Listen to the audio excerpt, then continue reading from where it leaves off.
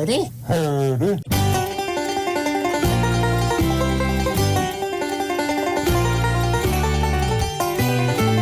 When you hear banjos playing, you know it's time for Hillbilly Holler. And welcome to another Hillbilly Holler. This is Halton Hills Online, both radio and YouTube channel. And this is our Hillbilly Holler video. And a very important part of our community is our food bank, especially the way we are going economically at the moment. And we've got a very interesting guest. Top of the tree, it's Corina Pries, and she is the treasurer of the food bank here in Georgetown, and she's got many things to tell us. We're going to spend a couple of episodes here at the food bank showing people exactly what's going on. Leah, here you go. You have to hold on to the mic there, Leah. That's why I said you're going to do it this way. So, anyways, okay. It's loosey-goosey. It's hometown. I told you it was. Alrighty. So it's nice to speak with you, Corina, and thank you for having us come in to help highlight a much needed service. Well, thank you for giving right us now. the opportunity to explain to people what we do here, and yeah. Awesome. It's absolutely. So one of the first questions that I have never known, even having been born and raised in this town, is how did the Georgetown Bread Basket get started? So it's a very interesting story. It goes way back before Georgetown Bread Basket was developed. In 1988, there was a small group of people, including Laura and Alex Ellison and Dave and Sandy Caldwell, who saw the need for a food bank in Georgetown. And so as they were mulling this over, Laura was helping out at George Kennedy, and there was a small boy on the playground that had some crackers, and much to her dismay, that was not his snack, it was his lunch. So she really spearheaded the group. They didn't quite know where to start, so they reached out to the Love and Christ Food Bank in Bramalea and got some guidance and direction from them. And by the end of 1988, they had established the Love and Christ Food Bank in Georgetown. And this is shocking to me. They started in the stairwell at Alcott Arena. Oh my goodness. I know.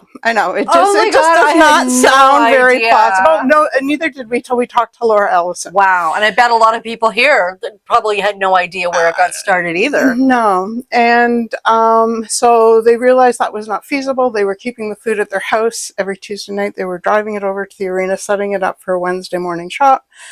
And then they'd pack it all up and take it all home again. So kind of like going to market. And so David Caldwell was the pastor at the Baptist Church on Mountain View, and he arranged for the space in the basement. And that housed the Love and Christ Food Bank until 1996.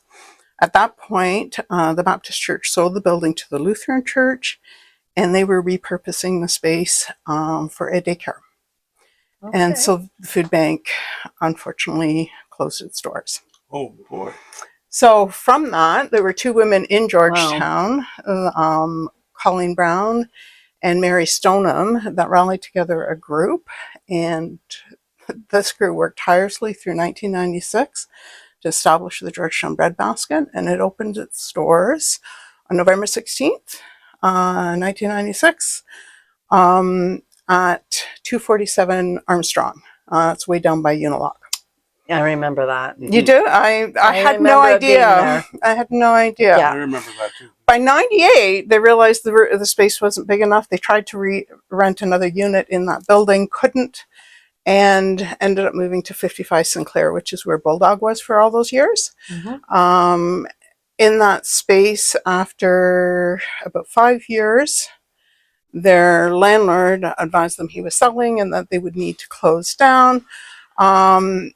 Unbelievably, two local businessmen stepped up, bought the unit, and provided the Georgetown Bread Basket with a 5-year lease. Wow. Are you kidding me? No. I had no idea. No, oh my God, that is amazing. Yes. And once that 5-year lease was secure, they applied for a Trillium grant and they did a major renovation to improve the service they could offer the clients. They took on additional space, and then in 2018, we moved here, and actually to take it on additional space again in 2021. So as the need for food grows, so have we. And that's amazing. So over the years, as you've explained, so obviously this is a good explanation of how it's grown. Is there anything additional in terms of the food bank and how much it's grown aside from what you've just explained to us? Well, what we've tried over the years is the board always looks at how to serve the clients the best and try to expand what we have. And there have been 2 periods where some things weren't available. It was really dependent on board initiative, on the space available, and on funds. So right now we offer like shelf stable, which is very common. We also offer frozen meats, fresh produce, eggs, cheese, margarine. I'm going through the No, that's awesome. Because that's the whole idea of this. now margarine, yogurt, Milk? Milk sometimes. It depends. That is a donation that comes in, and so when we have it, we offer it. Milk.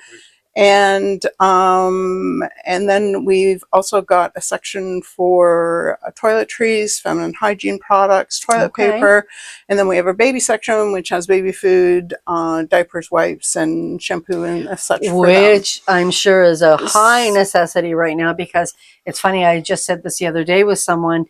We know someone that my brother knows that's just had a young one, and I said I can't imagine for the life of me having to pay for diapers, formula, because the prices of it, well, the prices of everything, everything, but I mean, just it's hard enough keeping up with the feeding and changing, you know, like the diapers, those extra costs to everyday living and eating, and you know, kids are expensive. So one of the things I looked at is Dalhousie University does a report every year on how much it costs to feed someone. And there is this perception that children aren't that expensive. No. I've had 2. I don't agree with that one. So on average, I'd say it's just over $4,000 to feed an adult for the year. For the younger children, it's around $3,000. For those teenagers growing, it's up to $5,000. Those teen boys. No. So feeding a family is very expensive. So I know. I said the other day, I've been putting, just for my son who's 21 years old, putting the groceries out for us is anywhere between $500 and $600, and that's just to eat comfortably. So I can't even imagine. Yeah, you know, with the extras. So in the other ways we've tried to meet the growing demand is we've extended hours. So we increase the hours Wednesday and Saturday mornings from 8 to 12 to 8:30 till 12 overtime. Okay. I think at the request of clients or need in the community, we opened Tuesday evenings from 5 to 7, and then increased that window from 4:30 till 7.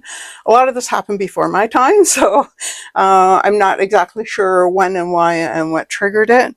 At Christmas, we offer large protein. I know that has happened for years. We also do it at Easter and Thanksgiving, and then we offer a little festive bundle with it where the clients can also pick up cranberry sauce and stuffing and gravy extra to go with it. Right? Oh, yeah. Okay. That makes sense. So we introduced milk vouchers for families with, right now it's just families with children, and formula vouchers that they can collect every time they come in. They can come once every 2 weeks. We introduced a taxi chip program. That was in recognition that some clients were really limiting what they were taking to what they could carry home. That's right. Yeah. And so we, through the town, we purchase subsidized taxi chits and give those to clients when we can arrange for a taxi ride home. That's perfect. So it's really come a long way. Yeah, you guys have done a great job. Well, thank you. Those were all my predecessors. I can't take credit for that. They also But you're here established. working. Don't you may not have come up with the ideas, but you're still here putting in the effort too. So, you all take credit because you're all doing something to help people in need, and that's amazing. They the also volunteers are very friendly, very, very hospitable. Well, we are here to treat people with dignity and with no judgment. We were finding that Which is some part of key. some part of the communities weren't being reached, so we have some outreach programs.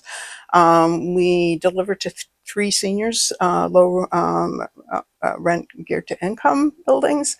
We also have a program to stock a pantry at the library and at the youth center and the police station. Now, what about, do you have anything to do with, I know Out of the Cold, they feed homeless people.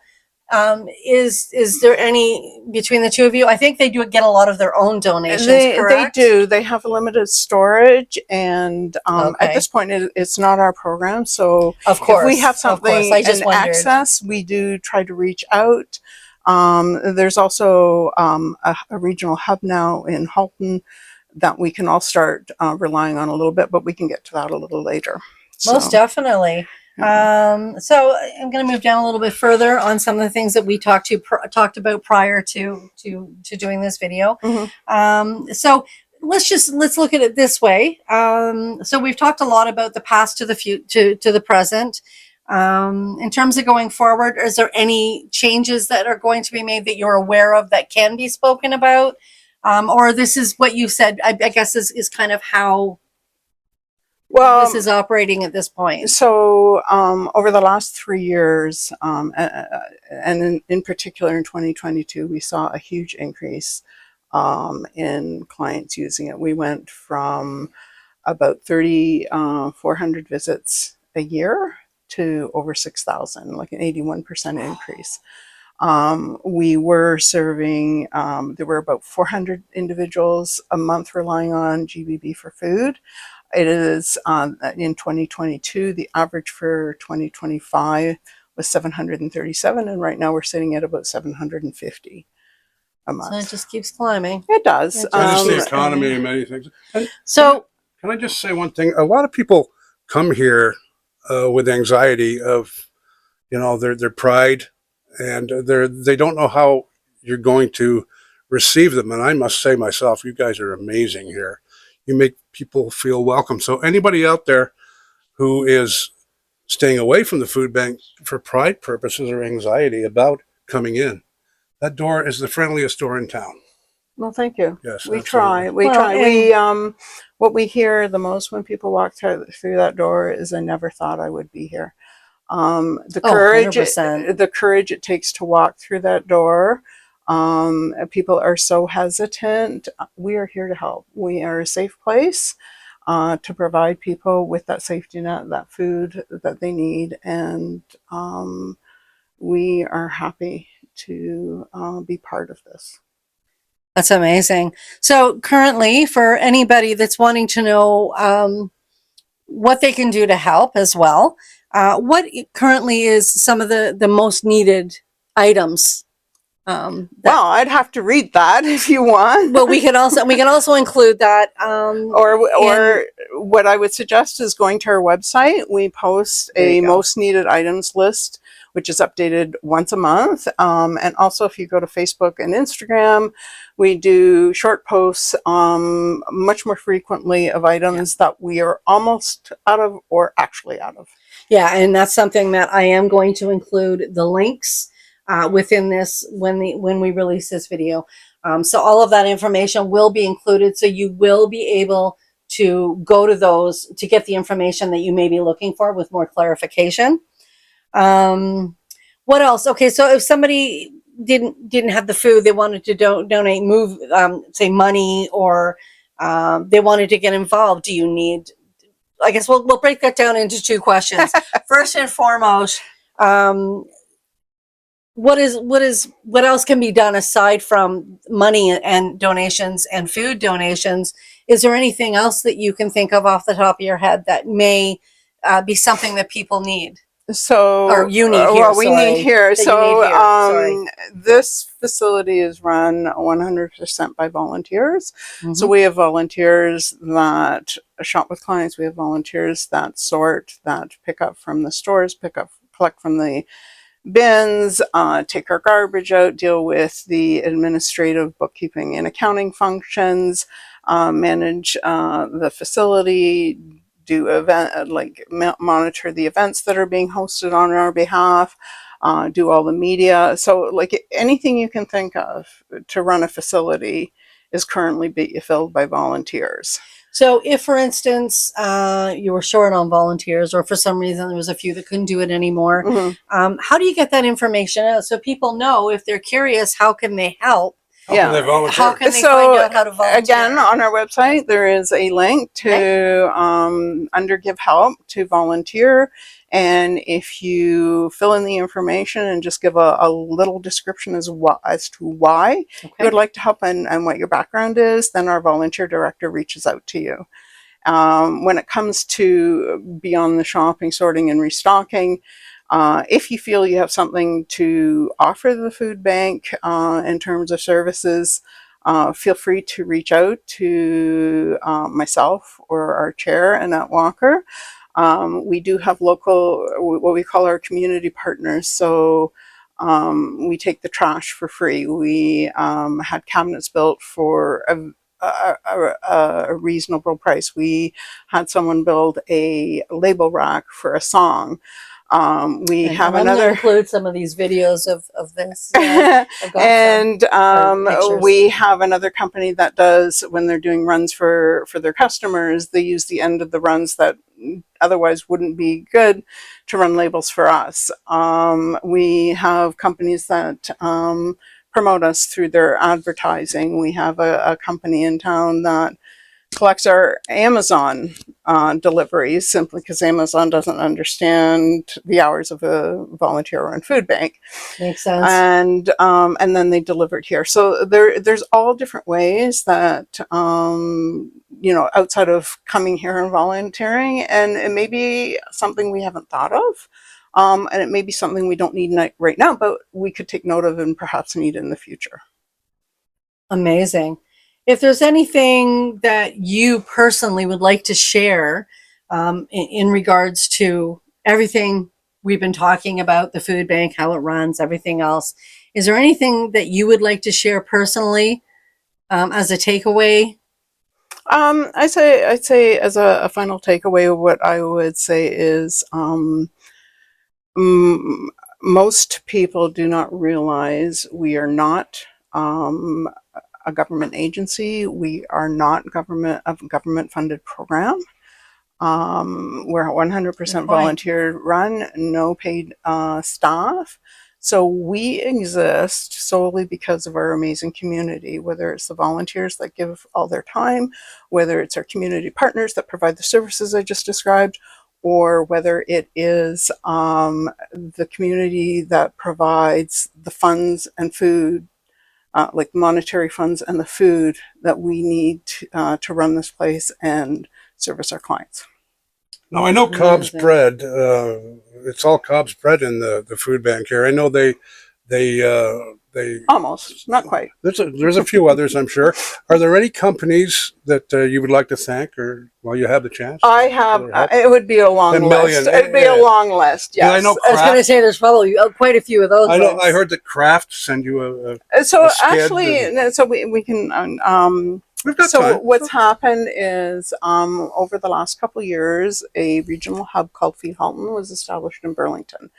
And what it has given us access to is large corporate donations. Those companies are not interested in 20 food banks showing up at their door. When they need to move product, they want to take a truck, move it out so that they can get their next product in. And it could be anywhere from skids of damaged goods, like the packaging's damaged, the food is just fine, or it could be something that's becoming very short dated, and so the stores will no longer take it. So It gets delivered now to Feed Halton, and then Feed Halton disperses it to the food banks within the Halton region. Oh, wow. Okay. And so that is like the Skittercraft dinner you're talking about came from there. Okay. And the other thing they have provide for us is they have a staff, and they're amazing.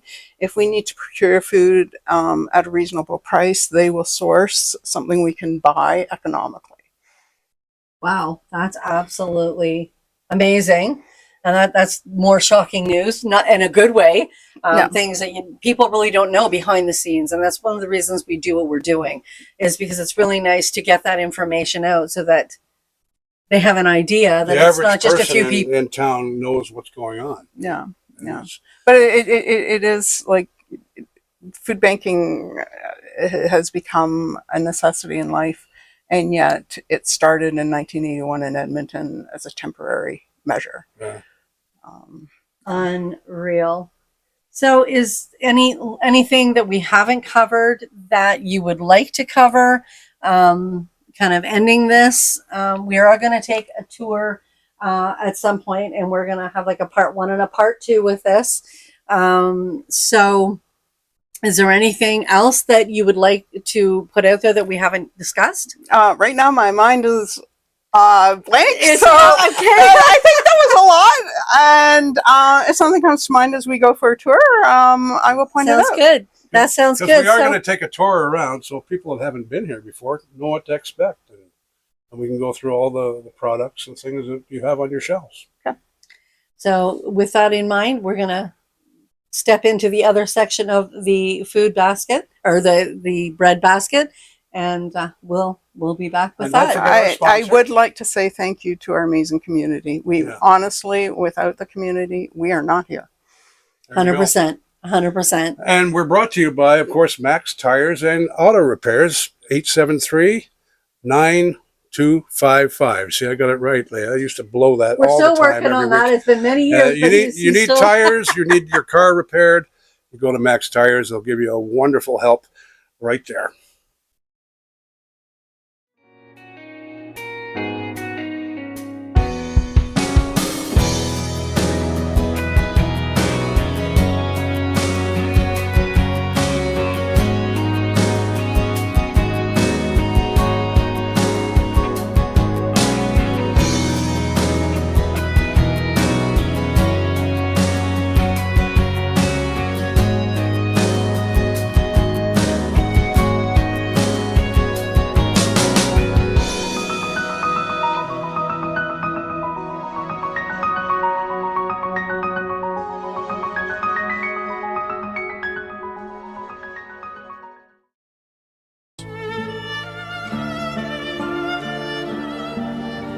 Hey, it's Big Edge here, Georgetown's good old boy from New York. I'm here to tell you about Max Tires in Georgetown. Need an oil change? Max Tires. Need new or used tires? And not the ones you find at the bottom of the East River, if you know what I mean. Oh! Max Tire. 61 Guelph Street, Georgetown. 905-873-9255. And don't you forget it.